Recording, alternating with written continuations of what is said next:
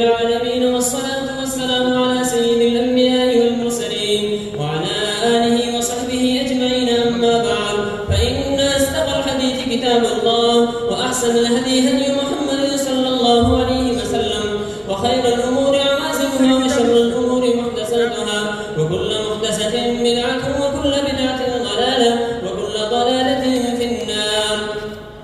فحدثنا شيخنا المبجل وسيدنا المفتي شيخ محمد الحقاني حفظكم الله تعالى، وسيدنا ومولانا عبيد الرحمن حفظكم الله تعالى وأكرمكم في الدارين. قال: حدثنا الشيخ المحدث المفتي محمد الفريد الزهوبوي رحمه الله تعالى عن الشيخ نسير الدين الغربشتوي عن الشيخ قمر الدين البنجابي عن الشيخ أحمد علي السهار البوري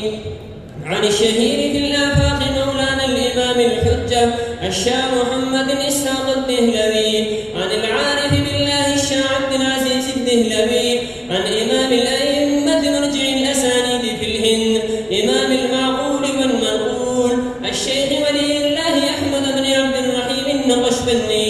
قال: أخبرنا الشيخ أبو طاهر محمد بن إبراهيم الكردي قال: أخبرنا والد الشيخ إبراهيم الكردي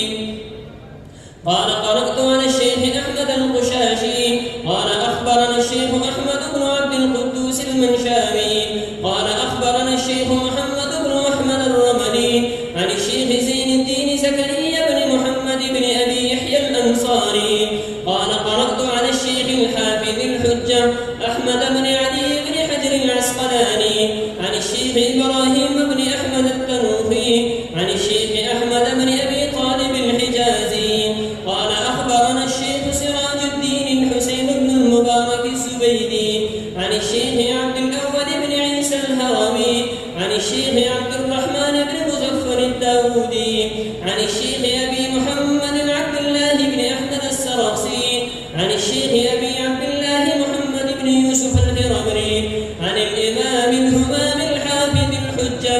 أمير المؤمنين في الحديث أبي عبد الله محمد بن إسماعيل بن إبراهيم بن المغيرة بن بردسبة الجعفي اليماني البخاري رحمه الله تعالى